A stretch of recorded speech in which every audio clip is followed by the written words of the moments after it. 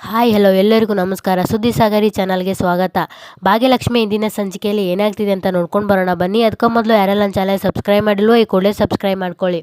ಈ ಕಡೆ ಮನೆಯಲ್ಲಿ ಧರ್ಮ ಪೂಜಾ ಸ್ವಲ್ಪ ನನ್ನ ಕೈ ಚೂಟಮ್ಮ ಅಂತ ಹೇಳ್ತಾನೆ. ಅದಕ್ಕೆ ಧರ್ಮ ಅದಕ್ಕೆ ಪೂಜಾ ಯಾಕೆ ಮಾವ ಅಂತ ಕೇಳ್ತಾಳೆ. ಅದಕ್ಕೆ ಧರ್ಮ ಚೂಟು ಹೇಳ್ತೀನಿ ಅಂತ ಹೇಳ್ತಾರೆ. ಅದಕ್ಕೆ ಪೂಜಾ ಧರ್ಮನ ಕೈಯನ್ನು ಚೂಟ್ತಾಳೆ. ಆಗ ಧರ್ಮನಿಗೆ ನೋವಾಗ್ತದೆ. ಅದಕ್ಕೆ ಧರ್ಮ ಕನ್ಸಲ್ಲ, ಇದು ನಿಜಾನೇ ಅಂತ ಹೇಳ್ತಾನೆ. ಅದಕ್ಕೆ ಕುಸುಮ, ನೀವು ಯಾವ ವಿಷಯದ ಬಗ್ಗೆ ಮಾತಾಡ್ತಾ ಇದ್ದೀರಾ ಅಂತ ಕೇಳ್ತಾಳೆ. ಅದಕ್ಕೆ ಧರ್ಮ, ಕುಸುಮ, ಸುನಂದ ಅವರು ನಿನ್ನನ್ನು ಹೊಗಳಿದ್ರಲ್ಲ ಆ ವಿಷಯದ ಬಗ್ಗೆ ಅಲ್ವಾ. ನಿನ್ನೆ ತನಕ ಹಾವು ಮುಗಿಸಿ ಥರ ಇದ್ದವರು ನೀವು ಇವತ್ತು ನೋಡಿ ಎಷ್ಟು ಚೆನ್ನಾಗಿದ್ದೀರಲ್ಲ ಅದಕ್ಕೆ ಕೇಳಿದೆ ಅಂತ ಹೇಳ್ತಾನೆ. ಆಗ ಸುನಂದ, ಅಯ್ಯೋ ಯಾವತ್ತೋ ಒಂದಿನ ಹಾಗಾಗಿರ್ಬೋದು, ಹಾಗಂತ ಪ್ರತಿದಿನ ಹಾಗೆ ಅಂತ ಅಂದ್ಕೊಂಡ್ರೆ ಹೇಗೆ ಅಂತ ಹೇಳ್ತಾಳೆ. ಅದಕ್ಕೆ ಕುಸುಮ, ಹಾಂ ಗೊತ್ತಾಯ್ತು ಸುನಂದ, ನಮ್ಮದೇ ಬಿಡಿ ನಿಮ್ಮ ಮಾತನ್ನು. ಇಲ್ಲಿ ನೋಡಿ ಪೂಜಾನ ಮದುವೆ ವಿಷಯದಲ್ಲಿ ನೀವೇನು ನನಗೆ ಹೊಗಳ್ಬೇಕಾಗಿಲ್ಲ. ನಾನು ಸಂಪೂರ್ಣ ಜವಾಬ್ದಾರಿ ತೊಗೊಂಡು ಅವಳಿಗೊಂದು ಒಳ್ಳೆ ಹುಡುಗನ್ನ ಹುಡುಕಿ ನಾನು ಮದುವೆ ಮಾಡ್ತೀನಿ. ನಾನು ಹೇಗೆ ಲಕ್ಷ್ಮಿ ಮದುವೆ ಮಾಡಿಸಿದ್ನೋ ಅದೇ ಥರ. ಯಾಕೆ ಹೇಳಿ, ಲಕ್ಷ್ಮಿ ಬೇರೆ ಅಲ್ಲ, ಭಾಗ್ಯ ಬೇರೆ ಅಲ್ಲ, ನಮ್ಮ ಪೂಜನೂ ಬೇರೆ ಅಲ್ಲ ಅಂತ ಹೇಳ್ತಾಳೆ. ಅದಕ್ಕೆ ಸುಂದರಿ, ಅಯ್ಯೋ ಕುಸುಮ ಅತ್ತಿಗೆ ಅದೆಲ್ಲ ಬಿಡಿ. ಈಗ ಅದೇನೋ ಹುಡುಗನ ಫೋಟೋ ತಂದಿದ್ದೀನಿ ಅಂತ ಹೇಳಿದ್ರಲ್ಲ, ತೋರಿಸಿ ಬೇಗ ಅಂತ ಹೇಳಿ ಪೂಜಾ ದೇವಿ ಬಾರೆ ಇಲ್ಲಿ ಅಂತ ಪೂಜಾನ ಕರೆದುಕೊಂಡು ಹೋಗಿ ಕುಸುಮನ ಮುಂದೆ ಕೂತ್ಕೋತಾರೆ. ಆಗ ಕುಸುಮ ಹುಡುಗರ ಫೋಟೋಗಳನ್ನು ಎಲ್ರಿಗೂ ನೋಡಲು ಕೊಡ್ತಾಳೆ. ಆಗ ಸುಂದರಿ ಒಂದು ಫೋಟೋ ನೋಡಿ ಒಳ್ಳೆ ಚಾಕ್ಲೇಟ್ ಹೀರೋ ಥರ ಇದ್ದಾನೆ ಅಂತ ಹೇಳ್ತಾಳೆ. ಆಗ ಸುನಂದ ತನ್ನ ಕೈಯಲ್ಲಿರೋ ಫೋಟೋವನ್ನು ನೋಡಿ, ಪೂಜಾ ಈ ಹುಡುಗ ಚೆನ್ನಾಗಿದ್ದಾನಲ್ವಾ ಅಂತ ಹೇಳಿ ಪೂಜೆಗೆ ನೋಡಲು ಕೊಡ್ತಾಳೆ. ಆಗ ಧರ್ಮ ತನ್ನ ಕೈಯಲ್ಲಿರೋ ಫೋಟೋವನ್ನು ನೋಡಿ, ಕುಸುಮ ಒಳ್ಳೆ ಶಾರುಖ್ ಖಾನ್ ಥರ ಇದ್ದಾನಲ್ವಾ ಅಂತ ಹೇಳಿ ತನ್ನ ಕೈಯಲ್ಲಿರೋ ಫೋಟೋವನ್ನು ಕುಸುಮಗೆ ನೋಡಲು ಕೊಡ್ತಾನೆ. ಆಗ ಕುಸುಮ, ಬೇಡ ರೀ, ಇವನು ನಿಮ್ಮ ಥರ ವಿಪರೀತ ಡುಮ್ಮ ಅಂತ ಅಂದಾಗ ಎಲ್ಲರೂ ನಗ್ತಾರೆ. ಆಗ ಕುಸುಮ ತನ್ನ ಕೈಯಲ್ಲಿರುವ ಒಂದು ಫೋಟೋವನ್ನು ಪೂಜೆಗೆ ಕೊಟ್ಟು, ಇದು ನೋಡು ಅಂತ ಹೇಳ್ತಾಳೆ. ಆಗ ಪೂಜಾ ಬೇಡ ಅಂತ ಹೇಳ್ತಾಳೆ. ಆಗ ಕುಸುಮ, ಬೇಡವಾ, ಹೋಗಲಿ ಬಿಡು ಅಂತ ಮತ್ತೊಂದು ಫೋಟೋವನ್ನು ತೋರಿಸ್ತಾಳೆ. ಅದಕ್ಕೂ ಕೂಡ ಪೂಜಾ ಬೇಡ ಎನ್ನುತ್ತಾಳೆ. ಆಗ ಕುಸುಮ, ಅಯ್ಯೋ ರಾಮ, ತೋರಿಸಿದೆಲ್ಲ ಬೇಡ ಅಂತಾಳೆ. ಏನು ನಿನಗೆ ಲುಕ್ ಸ್ಟಾರ್ ಎಷ್ಟು ಥರ ಬೇಕಾ ಅಂತ ಕೇಳ್ತಾಳೆ. ಆಗ ಪೂಜಾ ನಾಚಿಕೆಯಿಂದ ಮುಖ ಕೆಳಗೆ ಮಾಡ್ತಾಳೆ. ಆಗ ಸುಂದ್ರಿ ಪೂಜಾ ನಾಚಿಕೊಂಡಿದ್ದನ್ನು ನೋಡಿ ಪೂಜಾಗೆ ಕಾಲು ಎಳುತ್ತಾಳೆ. ಆಗ ಕುಸುಮ, ಸುನಂದ ನೀವೇ ತೋರಿಸಿ ನಿಮ್ಮ ಮಗಳಿಗೆ ಹುಡುಗರನ್ನ ಅಂತ ಹೇಳ್ತಾಳೆ. ಆಗ ಸುನಂದ ತನ್ನ ಕೈಯಲ್ಲಿದ್ದ ಒಂದು ಫೋಟೋವನ್ನು ಕೊಟ್ಟು, ನೋಡಿ ಪೂಜಾ ಇದನ್ನು ಅಂತ ಫೋಟೋ ಕೊಡ್ತಾಳೆ. ಆಗ ಪೂಜಾ ಬೇಡ ಅಂತ ಕುತ್ತಿಗೆ ಅಲ್ಲಾಡಿಸ್ತಾಳೆ. ಆಗ ಧರ್ಮ, ಈಗ ನಾನು ನೋಡ್ತೀನಪ್ಪ ಅಂತ ಹೇಳಿ ಧರ್ಮ ಒಂದು ಹುಡುಗನ ಫೋಟೋವನ್ನು ಕೈಯಲ್ಲಿ ತೆಗೆದುಕೊಳ್ತಾರೆ. ಆಗ ಧರ್ಮ ಒಂದು ಫೋಟೋವನ್ನು ನೋಡಿ, ಕುಸುಮ ಇದನ್ನು ನೀನು ಬೇಡ ಅನ್ನೋಕ್ಕೆ ಸಾಧ್ಯನೇ ಇಲ್ಲ ಅಂತ ಆ ಫೋಟೋವನ್ನು ಕುಸುಮ ಕೈಗೆ ಕೊಡ್ತಾನೆ. ಆಗ ಕುಸುಮ ಆ ಫೋಟೋವನ್ನು ನೋಡಿ, ನಿಮ್ಮ ಥರ ಡುಮ್ಮ ಬೇಡ ಅಂತ ಹೇಳಿದ್ನಲ್ಲ, ಆ ಫೋಟೋವನ್ನು ಟೇಬಲ್ ಮೇಲೆ ಎಸೆಯುತ್ತಾಳೆ. ಆಗ ಎಲ್ಲರೂ ನಗುತ್ತಾರೆ. ಇತ್ತ ಕಡೆ ತಾಂಡವ ಅವಮಾನದಿಂದ ಸೋಡಾ ಬಾಟ್ಲಿಗಳನ್ನು ಗೋಡೆಗೆ ಎಸೆಯುತ್ತಾ ಸುಸ್ತಾಗಿ ಅಲ್ಲೇ ನೆಲದ ಮೇಲೆ ಕುತ್ಕೋತಾನೆ. ಅದನ್ನು ಕಂಡು ಶ್ರೇಷ್ಠ, ತಾಂಡವ್ ಕಂಟ್ರೋಲ್ ಯುವರ್ ಸೆಲ್ಫ್ ಅಂತ ಹೇಳ್ತಾಳೆ. ಅದಕ್ಕೆ ಇನ್ನೂ ಹೇಗೆ ಶ್ರೇಷ್ಠ, ನನಗೆ ಎಲ್ಲೂ ಕೆಲಸ ಸಿಗ್ತಿಲ್ಲ ಅಂತ ಹೇಳಿ ಕೈಯಿಂದ ನೆಲಕ್ಕೆ ಗುದ್ದುತ್ತಾನೆ. ಎಷ್ಟು ಒದ್ದಾಡಿದ್ರೂ ಯಾರೂ ಕೆಲಸ ಕೊಡ್ತಿಲ್ಲ, ಒದ್ದಾಡಿ ಸಾಕಾಯಿತು ಅಂತ ಹೇಳ್ತಾನೆ. ಅದಕ್ಕೆ ಶ್ರೇಷ್ಠ, ತಾಂಡವ್ ಕಂಟ್ರೋಲ್ ಯುವರ್ ಸೆಲ್ಫ್, ಈ ಥರ ಎಲ್ಲ ಆಡಿದರೆ ಕೆಲಸ ಸಿಗುತ್ತಾ, ಇಲ್ಲ ತಾನೇ, ನೋಡು ನೀನು ಇಷ್ಟೆಲ್ಲ ಹರ್ಟ್ ಆಗುವಂಥದ್ದು ಏನೂ ಆಗಿಲ್ಲ ಕಣೋ, moreover it is just one day ಅಷ್ಟೇ ಕಣೋ, ಸಿಗುತ್ತೆ, ಅದಕ್ಕಿಂತ ಚೆನ್ನಾಗಿರೋ ಕೆಲಸನೇ ಸಿಗುತ್ತೆ ಅಂತ ಹೇಳ್ತಾಳೆ. ಆಗ ತಾಂಡವ್, ಇಲ್ಲ ಶ್ರೇಷ್ಠ, ಸಿಗೋದಿದ್ರೆ ಇವತ್ತೇ ಸಿಗಬೇಕಿತ್ತು. ಇಷ್ಟು ದಿನ ಒಳ್ಳೆ ಕೆಲಸ ಮಾಡಿ ಇಷ್ಟು ಒಳ್ಳೆಯ ಪೊಸಿಷನಲ್ಲಿ ಇದ್ದೀನಿ, ನನಗೆ ಕೆಲಸ ಸಿಗ್ತಿಲ್ಲ ಅಂದರೆ ಏನರ್ಥ ಹೇಳು ಅಂತ ಹೇಳ್ತಾನೆ. ಅದಕ್ಕೆ ಶ್ರೇಷ್ಠ, ತಾಂಡವ್ ಕಮಾನ್, ನೀನು ಇಷ್ಟು ಬೇಗ ಹೋಪ್ ಕಳ್ಕೊಂಡ್ರೆ ಹೇಗೆ, ಎಫರ್ಟ್ ಯಾವಾಗಲೂ ಇಂಪಾರ್ಟೆಂಟ್ ಕಣೋ, ಅದನ್ನು ಯಾವತ್ತೂ ನಾವು ಬಿಡಬಾರ್ದು, ಬಾ ತಾಂಡವ್ ಹೋಗೋಣ, ಎಲ್ಲ ಸರಿ ಹೋಗುತ್ತೆ, ಸ್ವಲ್ಪ ಟೈಮ್ ತಗೋ ಅಂತ ಹೇಳ್ತಾಳೆ. ಆಗ ತಾಂಡವ್, ನೋ ಶ್ರೇಷ್ಠ, ನೋ ಟೈಮ್ ತಗೊಳ್ಳೋಕ್ಕೆ ಆಗಲ್ಲ. ಜನ ಏನೇನೋ ಮಾತಾಡೋಕ್ಕೆ ಶುರು ಮಾಡ್ತಾರೆ. ಯಾರಿಗೋ ಯಾವ ಕೆಲಸ ಇಲ್ದಿದ್ರೂ ಪರವಾಗಿಲ್ಲ, ಒಬ್ಬ ಗಂಡಸಿಗೆ ಯಾವತ್ತಿದ್ರೂ ಕೆಲಸ ಇರಲೇಬೇಕು, ಇಲ್ದಿದ್ರೆ ನೋಡೋ ಕಣ್ಣುಗಳು ಕತೆ ಕಟ್ಟುತ್ತೆ ಇರುತ್ತವೆ ಅಂತ ಹೇಳ್ತಾನೆ. ಅದಕ್ಕೆ ಶ್ರೇಷ್ಠ, ಕೊಮಾನ್ ತಾಂಡವ್, ಅವರು ಆ ಥರ ಹೇಳ್ತಾರೆ ಈ ಥರ ಹೇಳ್ತಾರೆ ಅಂತ ಕೂತ್ಕೊಂಡ್ರೆ ಎಲ್ಲ ಸರಿ ಹೋಗುತ್ತಾ ಅಂತ ಆತನು ಸಮಾಧಾನ ಪಡಿಸುತ್ತಾಳೆ. ಅದಕ್ಕೆ ತಾಂಡವ್, ಶ್ರೇಷ್ಠ, ನಾನು ನಿನಗೆ ಒಂದು ಮಾತು ಕೇಳ್ತೀನಿ, ನೀನು ನಿಜ ಹೇಳ್ತೀಯ ಅಂತ ಕೇಳ್ತಾನೆ. ಅದಕ್ಕೆ ಸರಿ ತಾಂಡವ್, ಹೇಳು ಅಂತ ಹೇಳ್ತಾಳೆ. ಅದಕ್ಕೆ ತಾಂಡವ್, ನನಗೆ ಕೆಲಸ ಸಿಗದಿದ್ದಕ್ಕೆ ನೀವು ಇವನಿಗೆ ಏನೂ ಮಾಡೋಕ್ಕೆ ಆಗಲ್ಲ ಅಂತ ಜನ ಮಾತಾಡೋಲ್ಲ ತಾನೇ, ಈ ತಾಂಡವ್ ಕೈಲಿ ಏನೂ ಮಾಡೋಕ್ಕಾಗಲ್ಲ ನೀನು ಅನ್ಕೋತೀಯಲ್ಲ ತಾನೇ ಅಂತ ಕೇಳ್ತಾನೆ. ಅದಕ್ಕೆ ಶ್ರೇಷ್ಠ, ತಾಂಡವ್ ಪ್ಲೀಸ್ ಈ ಥರ ಎಲ್ಲ ಮಾತಾಡಬೇಡ ಕಣೋ, ತಾಂಡವ್ ನೀನು ಏನು ನಿನ್ನ ಕೆಪಾಸಿಟಿ ಏನು, ನಿನ್ನ ಸ್ಕಿಲ್ಸ್ ಏನು ಅಂತ ನನಗೆ ತುಂಬ ಚೆನ್ನಾಗಿ ಗೊತ್ತು. ಸೊ ನೀನು ಈ ಥರ ಅಂದ್ಕೊಳ್ಳೋದೆಲ್ಲ ಬಿಡು, ಬಾ ಮನೆಗೆ ಹೋಗೋಣ, ಬಾ ತಾಂಡವ್, ನಿನಗೂ ಅವತ್ತು ಹೇಳಿದ್ದೀನಿ, ಇವತ್ತು ಹೇಳ್ತಿದ್ದೀನಿ, ನಿನ್ನ ಲೈಫಲ್ಲಿ ಎಂಥ ಸಿಚುವೇಶನ್ ಬಂದರೂ ನಾನು ನಿನ್ನ ಜೊತೆ ಇರ್ತೀನಿ, ಇಡೀ ವರ್ಲ್ಡೇ ನಿನಗೆ ಅಗೇನೆಸ್ಟ್ ಆಗಿದ್ದರೂ ನಾನು ನಿನ್ನ ಬಿಟ್ಟು ಹೋಗಲ್ಲ ಕಣೋ ಅಂತ ಹೇಳಿ ಆತನ ಸಮಾಧಾನ ಮಾಡಿ ಮನೆಗೆ ಕರೆದುಕೊಂಡು ಹೋಗ್ತಾಳೆ. ಇತ್ತ ಮನೆಯಲ್ಲಿ ಕುಸುಮ ವಿಚಾರ ಮಾಡ್ತಾ ಕೂತಿರ್ತಾಳೆ. ಆಗ ಭಾಗ್ಯ ಬಂದು, ಅತ್ತೆ ಮಾವ ಎಲ್ಲರೂ ಊಟಕ್ಕೆ ಬನ್ನಿ ಅಂತ ಕರೀತಾಳೆ. ಆಗ ಭಾಗ್ಯ ಕುಸುಮ ಮತ್ತು ಮಕ್ಕಳು ಏನೋ ವಿಚಾರ ಮಾಡ್ತಾ ಚಿಂತೆಯಲ್ಲಿ ಕುಳಿತಿರ್ತಾರೆ. ಆಗ ಭಾಗ್ಯ ಅವರೆಲ್ಲರೂ ಯಾವುದೋ ಚಿಂತೆಯಲ್ಲಿ ಕುಳಿತಿದ್ದನ್ನು ನೋಡಿ ಏನಾಯಿತು ಇವರೆಲ್ಲ ಯಾಕೆ ಹೀಗೆ ಕುಳಿತಿದ್ದಾರೆ ಅಂತ ಹೇಳಿ ಕುಸುಮ ಹತ್ತಿರ ಬಂದು ಅತ್ತೆ ಅಂತ ಕರೀತಾಳೆ. ಆಗ ಕುಸುಮ ಯೋಚನೆಯಿಂದ ಹೊರಬಂದು ಯಾಕೆ ಅಂತ ಕೇಳ್ತಾಳೆ. ಆಗ ಯಾಕೆ ಹೀಗೆ ಕೂತಿದ್ದೀರಾ ಅತ್ತೆ, ಏನಾಯಿತು? ಆಗ್ಲಿಂದ ಊಟಕ್ಕೆ ಕರಿತಿದ್ದೀನಿ, ಯಾರಿಗೂ ಏನು ಕೇಳಿಸಿಲ್ವಾ? ಯಾಕೆ ಎಲ್ಲರೂ ಹೀಗೆ ಕೂತಿದ್ದೀರಾ? ಗುಂಡಣ್ಣ ಬಂಗಾರಿ ಏನಾಯಿತು ಅಂತ ಕೇಳ್ತಾಳೆ. ಆಗ ಗುಂಡಣ್ಣ ಏನಿಲ್ಲಮ್ಮ, ಆಫೀಸ್ನಲ್ಲಿ ನಡೆದ ವಿಷಯನ ನೋಡಿ ನಮಗೆ ತುಂಬ ಬೇಜಾರಾಯಿತು ಅಂತ ಹೇಳ್ತಾನೆ. ಆಗ ಭಾಗ್ಯ ಅತ್ತೆ ನೀವು ಅದೇ ಯೋಚನೆಯಲ್ಲಿ ಇದ್ದೀರಾ ಅಂತ ಕೇಳ್ತಾಳೆ. ಅದಕ್ಕೆ ಕುಸುಮ ಅಯ್ಯೋ ಇಲ್ಲಮ್ಮ ಹಾಗೇನೂ ಇಲ್ಲ ಅಂತ ಹೇಳ್ತಾಳೆ. ಅದಕ್ಕೆ ಭಾಗ್ಯ ನನಗೆ ಗೊತ್ತು ಅತ್ತೆ ನೀವು ತುಂಬ ಬೇಜಾರಲ್ಲಿದ್ದೀರಿ ಅಂತ. ಯಾವುದೇ ತಾಯಿಗೂ ಹೆತ್ತ ಮಗನಿಗೆ ಎಲ್ಲರ ಮುಂದೆ ಅವಮಾನ ಆಗೋದನ್ನು ನೋಡೋಕ್ಕೆ ಇಷ್ಟ ಆಗಲ್ಲ ಅಂತ ಹೇಳ್ತಾಳೆ.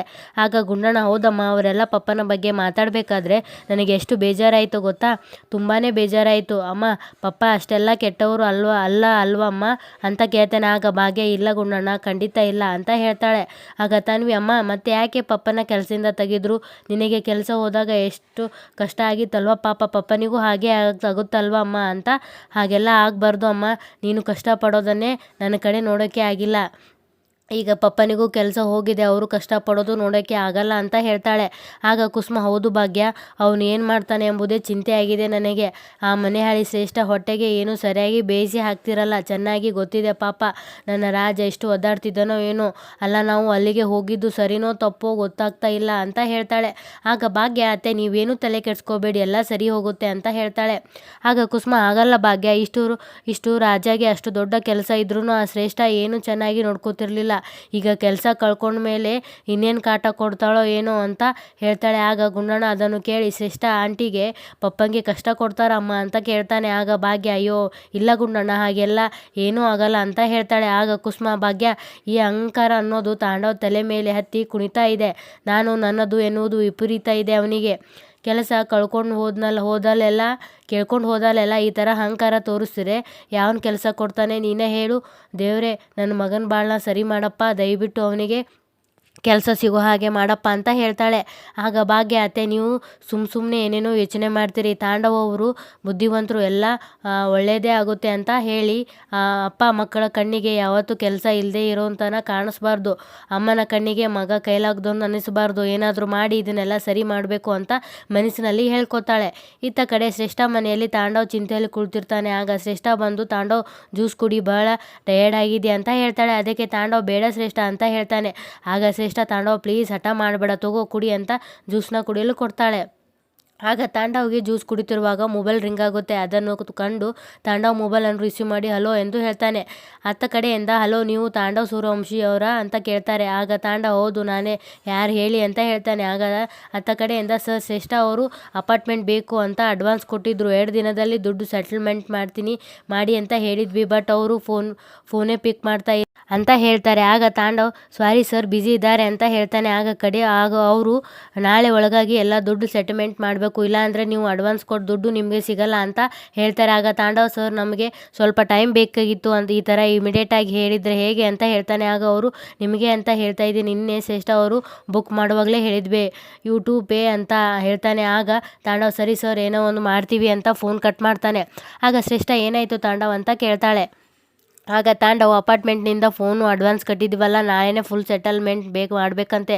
ನಾಳೆ ನಾವು ಮಾಡಲಿಲ್ಲ ಅಂದರೆ ನಾವು ಕೊಟ್ಟಿರೋ ಅಡ್ವಾನ್ಸು ರಿಟರ್ನ್ ಮಾಡಲ್ವಂತೆ. ನನ್ನ ಕರ್ಮ ಏನು ಶ್ರೇಷ್ಠ, ಏನೋ ಹೇಳ್ತಾರಲ್ಲ ಶನಿ ಹೆಗಲೇರಿದ್ರೆ ಅಂದರೆ ಇದೇ ಅನಿಸುತ್ತೆ, ಯಾವುದೋ ನಾನು ಅಂದ್ಕೊಂಡಂಗೆ ಆಗ್ತಾನೆ ಇಲ್ಲ ಥೂ ಅಂತ ಬೇಜಾರಿನಿಂದ ಹೇಳ್ತಾನೆ. ಅದಕ್ಕೆ ಶ್ರೇಷ್ಠ ತಾಂಡವ್ ಯು ಡೋಂಟ್ ವರಿ, ಇನ್ನೂ ನಾಳೆವರೆಗೂ ಟೈಮ್ ಇದೆಯಲ್ಲ, ಏನೋ ಒಂದು ಮಾಡೋಣ ಅಂತ ಹೇಳ್ತಾಳೆ. ಆಗ ಮತ್ತೆ ತಾಂಡವ್ ಫೋನ್ ರಿಂಗ್ ಆಗುತ್ತೆ. ಆಗ ತಾಂಡವ್ ಅದು ಮೊದಲಿನ ಕಂಪ್ನಿ ಸರ್ ನಂಬರ್ ಇದ್ದುದನ್ನು ನೋಡಿ ಏನು ಸರ್ ನನಗೆ ಫೋನ್ ಮಾಡ್ತಿದ್ದಾರೆ, ಇವ್ರ್ಯಾಕೆ ನನಗೆ ಕಾಲ್ ಮಾಡ್ತಿದ್ದಾರೆ ಅಂತ ಹೇಳ್ತಾನೆ. ಅದಕ್ಕೆ ಅಯ್ಯೋ ಸರ್ ಕೇಳು ಏನು ಅಂತ ಕೇಳು, ರಿಸೀವ್ ಮಾಡಿ ಮಾತಾಡು ಅಂತ ಹೇಳ್ತಾಳೆ ಶ್ರೇಷ್ಠ. ಆಗ ತಾಂಡವ್ ಫೋನ್ ರಿಸೀವ್ ಮಾಡಿ ಹಲೋ ಸರ್ ಹೇಳಿ ಸರ್ ಅಂತ ಹೇಳ್ತಾನೆ. ನಾನು ನಿನಗೊಂದು ಇನ್ಫಾರ್ಮೇಷನ್ ಕೊಡೋ ಸಲುವಾಗಿ ಫೋನ್ ಮಾಡಿದ್ದೆ, ನಾಳೆ ನೀನು ಮತ್ತು ಶ್ರೇಷ್ಠ ಆಫೀಸ್ಗೆ ಬನ್ನಿರಿ ಅಂತ ಹೇಳ್ತಾರೆ. ಅದಕ್ಕೆ ತಾಂಡವ್ ನಾನಾ ಸರ್ ಅಂತ ಕೇಳ್ತಾನೆ. ಅದಕ್ಕೆ ಬಾಸೆಸ್ ನಾಳೆ ಬೆಳಗ್ಗೆ ಇಬ್ಬರು ಆಫೀಸ್ಗೆ ಬನ್ನಿ ಅಂತ ಹೇಳಿ ಫೋನ್ ಇಡ್ತಾರೆ. ಆಗ ಶ್ರೇಷ್ಠ ತಾಂಡವ್ ಏನಂತೆ ಅಂತ ಕೇಳ್ತಾಳೆ. ಅದಕ್ಕೆ ತಾಂಡವ್ ಅಲ್ಲ ಇವ್ರಿಗೆ ಏನಾಗಿದೆ ಅಂತ ನಾಳೆನೇ ನಮ್ಮಿಬ್ಬರಿಗೂ ಆಫೀಸ್ಗೆ ಬರೋಕ್ಕೆ ಹೇಳ್ತಿದ್ದಾರೆ ಅಂತ ಹೇಳ್ತಾನೆ. ಆಗ ಶ್ರೇಷ್ಠ ವಾಟ್ ಅಂತ ಕೇಳ್ತಾಳೆ. ಆಗ ತಾಂಡವೇ ಶ್ರೇಷ್ಠ ನೀನು ಮತ್ತು ಶ್ರೇಷ್ಠ ಇಬ್ಬರು ಆಫೀಸ್ಗೆ ಬನ್ನಿ ಅಂತ ಹೇಳಿದರು, ಆದರೆ ಯಾಕೆ ಅಂತ ಗೊತ್ತಾಗ್ತಾ ಇಲ್ಲ ಅಂತ ಹೇಳ್ತಾನೆ. ಇತ್ತು ಮರುದಿನ ತಾಂಡವ್ ಮತ್ತು ಶ್ರೇಷ್ಠ ಇಬ್ಬರು ಮೊದಲಿನ ಆಫೀಸ್ಗೆ ಬರ್ತಾರೆ. ಆಗ ಅವರಿಬ್ಬರ ಮುಂದೆ ಭಾಗ್ಯ ಹಾಯ್ದು ಹೋಗ್ತಿರ್ತಾಳೆ. ಅವಳು ಅವರನ್ನು ನೋಡಿ ನಕ್ಕು ಮುಂದೆ ಹೋಗ್ತಾಳೆ. ಆಗ ತಾಂಡವ್ ಮತ್ತು ಶ್ರೇಷ್ಠ ಭಾಗ್ಯಳ ಆ್ಯಟಿಟ್ಯೂಡ್ ಬಗ್ಗೆ ಮತ್ತು ಅವಳ ನನ್ನನ್ನೇ ಕಿಂಡಲ್ ಮಾಡೋ ಥರ ಇತ್ತು ಮತ್ತು ನನ್ನನ್ನು ನೋಡಿ ನಕ್ಕು ಹೋಗ್ತಾಳೆ ಅಂತ ಹೇಳ್ತಾರೆ. ಆಗ ತಾಂಡವ್, ನಾನು ಏನು ಬೇಕಾದರೂ ತಡ್ಕೋತೀನಿ, ಆದರೆ ಈ ಭಾಗ್ಯ ಆರಾಮಾಗಿರೋದನ್ನು ಮಾತ್ರ ನನಗೆ ನೋಡೋಕ್ಕೆ ಆಗಲ್ಲ. ಅವಳ ನಗು ನೋಡಿದ್ರೆ ನನ್ನ ಮೈಯೆಲ್ಲ ಉರಿಯುತ್ತೆ ಅಂತ ಹೇಳ್ತಾನೆ. ಆಗ ಶ್ರೇಷ್ಠ, ಬಿಡು ತಾಂಡವ್, ಇವಳ ಬಗ್ಗೆ ಮಾತಾಡ್ಕೊಂಡು ಟೈಮ್ ವೇಸ್ಟ್ ಮಾಡೋದು ಬೇಡ ಅಂತ ಹೇಳಿ ಇಬ್ಬರು ಬಾಸ್ ಕ್ಯಾಬಿನ್ಗೆ ಬರ್ತಾರೆ. ಆಗ ತಾಂಡವ್, ಏನು ಸರ್ ಫೋನ್ ಮಾಡಿಬಿಟ್ಟು ಬರೋದಕ್ಕೆ ಹೇಳಿದ್ರಲ್ಲ ಅಂತ ಕೇಳ್ತಾನೆ.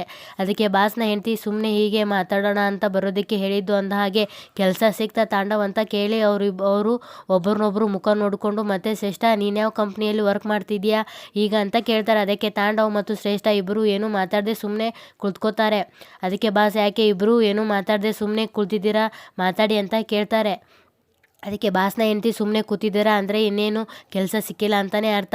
ಏನು ತಾಂಡವ್, ಇಲ್ಲಿಂದ ಹೊರಟ ಮೇಲೆ ಅಲ್ಲಿ ಕೆಲಸ ಕೊಡ್ತಾರೆ ಇಲ್ಲಿ ಕೆಲಸ ಕೊಡ್ತಾರೆ ಅಂತ ಹೇಳಿದ್ರಿ, ಏನಾಯಿತು ಈಗ ಅಂತ ಕೇಳ್ತಾಳೆ. ಅದಕ್ಕೆ ಬಾಸ್, ತಾಂಡವ್, ಮನುಷ್ಯನಿಗೆ ಯಾವಾಗಲೂ ಕಾನ್ಫಿಡೆನ್ಸ್ ಇರಬೇಕು, ಓವರ್ ಕಾನ್ಫಿಡೆನ್ಸ್ ಇರಬಾರ್ದು ಅಂತ ಹೇಳ್ತಾರೆ. ಅದಕ್ಕೆ ತಾಂಡವ್, ಪ್ಲೀಸ್ ಸರ್, ಈ ವಿಷಯದಿಂದ ಆಗಲೇ ತುಂಬಾ ನಮಗೆ ಹರ್ಟ್ ಆಗಿದೆ, ಅದನ್ನು ಬಿಡಿ, ಏನಕ್ಕೆ ಸರ್ ಬರೋದಕ್ಕೆ ಹೇಳಿದ್ದು ಅಂತ ಕೇಳ್ತಾನೆ.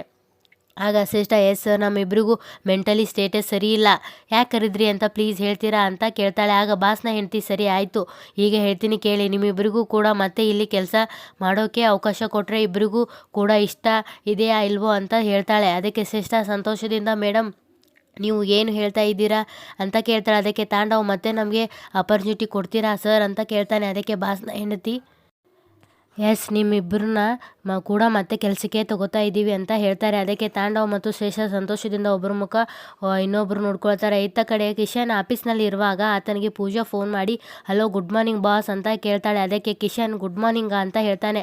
ಅದಕ್ಕೆ ಪೂಜಾ, ಹೇಗಿದ್ದೀರಾ ಬಾಸ್, ಪೇನ್ ಎಲ್ಲ ಕಡಿಮೆ ಆಯಿತಾ ಬಾಸ್ ಅಂತ ಕೇಳ್ತಾಳೆ. ಹಾಗೆ ಕಿಶನ್, ಏನು ಇನ್ನೂ ಜಿಮ್ ಕಡೆಗೆ ತಲೆನೇ ಹಾಕಿಲ್ಲ, ಇನ್ನೂ ಬೆಳಗಾಗಿಲ್ವಾ ಅಂತ ಕೇಳ್ತಾನೆ. ಅದಕ್ಕೆ ಪೂಜಾ, ಅಯ್ಯೋ, ನಾನು ಅದನ್ನೇ ಹೇಳೋಣ ಅಂತ ಕಾಲ್ ಮಾಡಿದೆ ಅಂತ ಹೇಳ್ತಾಳೆ. ಆಗ ಕಿಶನ್, ಏನು ಹೇಳಬೇಕಿತ್ತು ಅಂತ ಕೇಳ್ತಾನೆ. ಅದಕ್ಕೆ ಪೂಜಾ, ಅದು ಇವತ್ತು ನಾನು ಜಿಮ್ಗೆ ಬರ್ತಾ ಇಲ್ಲ ಅಂತ ಹೇಳ್ತಾಳೆ. ಅದಕ್ಕೆ ಕಿಶನ್, ಏನು ಬರ್ತಾ ಇಲ್ವಾ, ಯಾಕೆ ಅಂತ ಕೇಳ್ತಾನೆ. ಆಗ ಪೂಜಾ, ಅದು ನನ್ನ ನೋಡೋಕ್ಕೆ ಹುಡುಗನ ಕಡೆಯವರು ಬರ್ತಾ ಇದ್ದಾರೆ, ಅದಕ್ಕೆ ನಾನು ಇವತ್ತು ರಜೆ ತಗೋತಾ ಇದ್ದೀನಿ ಅಂತ ಹೇಳ್ತಾಳೆ. ಅದಕ್ಕೆ ಕಿಶನ್, ಹುಡುಗನ ಕಡೆಯವರ ಸಡನ್ನಾಗಿ ಅಂತ ಕೇಳ್ತಾನೆ. ಅದಕ್ಕೆ ಪೂಜಾ, ಹಾಂ ಬಸ್ಸು, ಎಲ್ಲ ಸಡನ್ನಾಗೇ ಆಗೋಯ್ತು, ನಿನ್ನೆ ಅತ್ತೆ ಜೊತೆ ಪುರೋಹಿತರು ಹೋಗಿ ಎಲ್ಲ ಮಾತಾಡ್ಕೊಂಡು ಬಂದ್ವಿ, ಅವರೇ ನುಡಿದ ಸಂಬಂಧ ಇವತ್ತು ಬರ್ತಾ ಇದ್ದಾರೆ ಅಂತ ಹೇಳ್ತಾಳೆ. ಅದಕ್ಕೆ ಕಿಶನ್, ಇಲ್ಲ, ಹಾಗೆಲ್ಲ ರಜೆ ಕೊಡೋಕ್ಕೆ ಆಗಲ್ಲ, ಬಾ ನೀನು ಜಿಮ್ಗೆ ಅಂತ ಹೇಳ್ತಾನೆ. ಅದಕ್ಕೆ ಪೂಜಾ, ಕಿಶನ್, ವಾಟ್ ಯು ಮೀನ್, ಇವತ್ತು ಎಷ್ಟು ಇಂಪಾರ್ಟೆಂಟ್ ಡೇ ಗೊತ್ತಾ, ನನ್ನ ಲೈಫಲ್ಲಿ ರಜೆ ಕೊಡೋಲ್ಲ ಅಂದರೆ ಹೇಗೆ, ನನಗೆ ರಜಾ ಬೇಕು ಅಷ್ಟೇ ಅಂತ ಹೇಳಿ ಫೋನ್ ಕಟ್ ಮಾಡ್ತಾಳೆ. ಇದನ್ನು ಕೇಳಿ ಕಿಶನ್, ಇಂಪಾರ್ಟೆಂಟ್ ಡೇನಾ ಇದು ನಿನಗೆ ಅಂತ ಸಿಟ್ಟಿನಿಂದ ಹೇಳ್ತಾನೆ. ಇತ್ತ ಕಡೆ ತಾಂಡವ್ ಆಫೀಸ್ನಲ್ಲಿ ಬಾಸ್ಗೆ, ಏನು ಸರ್, ಏನು ಎಲ್ಲ ಸಡನ್ನಾಗಿ ನಿರ್ಧಾರ ಮಾಡ್ತಿರಲ್ಲ, ಕೆಲಸದಿಂದ ಹೋಗು ಅಂತ ಇಮಿಡಿಯೇಟಾಗಿ ಹೇಳಿಬಿಟ್ರಿ, ಈಗ ನೋಡಿದ್ರೆ ಸಡನ್ನಾಗಿ ಮತ್ತೆ ಅಪರ್ಚುನಿಟಿ ಕೊಡ್ತೀವಿ ಅಂತ ಹೇಳ್ತಾ ಇದ್ದೀರಾ ಅಂತ ಕೇಳ್ತಾನೆ. ಅದಕ್ಕೆ ಶ್ರೇಷ್ಠ, ಮೇಡಮ್ ನಾಳೆ ಮತ್ತೆ ಹೇಳಲ್ವಾ ತಾನೇ ಕೆಲಸ ಬಿಟ್ಟು ಹೋಗಿ ಅಂತ ಕೇಳ್ತಾಳೆ. ಆಗ ತಾಂಡವ್, ಏನೇ ಆಗಲಿ ಸರ್, ನೀವು ಒಪ್ಕೊಂಡ್ರಲ್ಲ ಅದೇ ಖುಷಿ ನಮಗೆ ಅಂತ ಹೇಳ್ತಾನೆ. ಆಗ ಬಾಸ್, ಸರಿ ಇವತ್ತಿನಿಂದನೇ ಕೆಲಸ ಶುರು ಮಾಡ್ಕೊಳ್ಳಿ ತಾಂಡವ್, ಹಿಂದೆ ಒಂದು ಪ್ರಾಜೆಕ್ಟ್ ಹ್ಯಾಂಡಲ್ ಮಾಡ್ತಾ ಇದ್ದೀರಲ್ವ, ಅದನ್ನೇ ಕಂಟಿನ್ಯೂ ಮಾಡಿ, ಶ್ರೇಷ್ಠ ನಿನಗೂ ಅಷ್ಟೇ ಅಂತ ಹೇಳ್ತಾರೆ. ಆಗ ತಾಂಡವ್ ಮತ್ತೆ ಅಹಂಕಾರದಿಂದ, ಹೌದು ಸರ್, ಈ ಪ್ರಾಜೆಕ್ಟ್ ನನಗಿಂತ ಚೆನ್ನಾಗಿ ಹ್ಯಾಂಡಲ್ ಮಾಡೋಕ್ಕೆ ಯಾರೂ ಸಿಗಲಿಲ್ವಾ ಸರ್ ಅಂತ ಸೊಕ್ಕಿನಿಂದ ಕೇಳ್ತಾನೆ. ಆಗ ಶ್ರೇಷ್ಠ, ಅದಕ್ಕೆ ಇರಬೇಕು ತಾಂಡವ್ ಅಂತ ಹೇಳ್ತಾಳೆ. ಆಗ ಬಾಸ್ನ ಹೆಂಡತಿ, ಇಬ್ಬರನ್ನೂ ಕೆಲಸಕ್ಕೆ ತಗೊಂಡಿದ್ದೆ ಸರಿ, ಮತ್ತೆ ಏನೇನೋ ಮಾತಾಡೋಕ್ಕೆ ಶುರು ಮಾಡಿದ್ರಲ್ಲ ಅಂತ ಹೇಳ್ತಾರೆ. ಅದಕ್ಕೆ ತಾಂಡವ್, ಅಲ್ಲ ಮೇಡಮ್, ಇಮಿಡಿಯೇಟಾಗಿ ಕೆಲಸಕ್ಕೆ ತಗೊಂಡಿದ್ದೀರಾ ಅಂದರೆ ಅದೇ ತಾನೇ ಅರ್ಥ ಅಂತ ಕೇಳ್ತಾನೆ.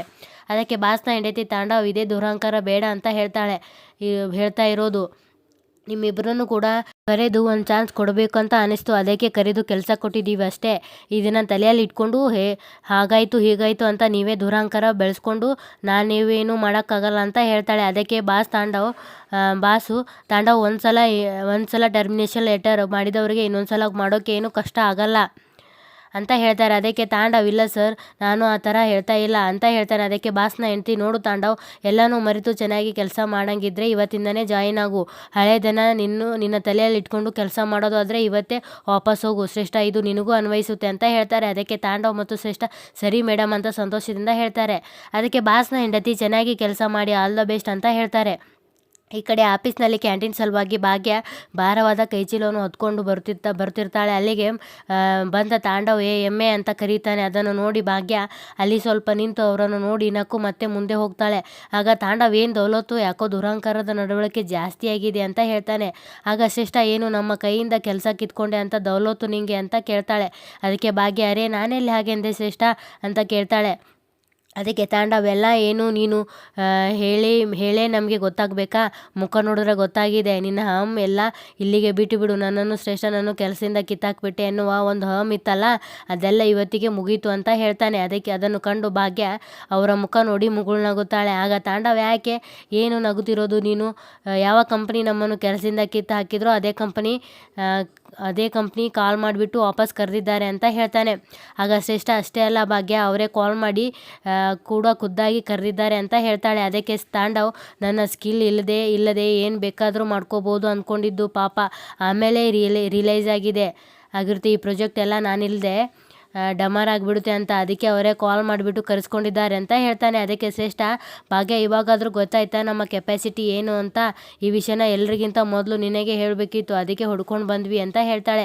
ಅದಕ್ಕೆ ಭಾಗ್ಯ ನಕ್ಕು ಮತ್ತೆ ಜಾಯಿನ್ ಆಗಿದ್ರಲ್ಲ ಆಲ್ ದಿ ವೆರಿ ಬೆಸ್ಟ್, ಕೆಲಸ ಸಿಗ್ತಿಲ್ಲ ಚೆನ್ನಾಗಿ ಕೆಲಸ ಸಿಕ್ತಲ್ವಾ, ಚೆನ್ನಾಗಿ ಕೆಲಸ ಮಾಡಿ ಅಂತ ನಕ್ಕು ಭಾಗ್ಯ ಅಲ್ಲಿಂದ ಹೋಗ್ತಾಳೆ. ಅದನ್ನು ನೋಡಿ ಶ್ರೇಷ್ಠ ನೋಡಿದ್ಯಾ ತಾಂಡವ್ ಇವಳಿಗೆ ಎಷ್ಟು ಇದೆ ಅಂತ ಹೇಳ್ತಾಳೆ. ಅದಕ್ಕೆ ತಾಂಡವ್ ತೋರಿಸ್ಲಿ, ಎಷ್ಟು ದೌಲತ್ ತೋರಿಸ್ತಾಳೋ ತೋರಿಸ್ಲಿ, ನಾವು ವಾಪಸ್ ಬಂದಿದ್ದೀವಿ ತಾನೇ, ಎಲ್ಲ ಸೇರಿಸಿ ವಾಪಸ್ ಕೊಡೋಣ ಅಂತ ಹೇಳ್ತಾನೆ. ಅದಕ್ಕೆ ಶ್ರೇಷ್ಠ ಹೌದು ತಾಂಡವ್, ಭಾಗ್ಯ ಯಾವುದೇ ಕಾರಣಕ್ಕೂ ಆಫೀಸ್ನಲ್ಲಿ ತಲೆ ಎತ್ಕೊಂಡು ಓಡಾಡಬಾರ್ದು, ಹಾಗೆ ಮಾಡೋಣ ಅಂತ ಹೇಳ್ತಾಳೆ. ಇಲ್ಲಿಗೆ ಸಂಚಿಕೆ ಮುಕ್ತಾಯವಾಗ್ತದೆ. ಈ ಸಂಚಿಕೆ ನಿಮಗೆ ಇಷ್ಟ ಆದರೆ ದಯವಿಟ್ಟು ಒಂದು ಲೈಕ್ ಕೊಡಿ. ಧನ್ಯವಾದಗಳು.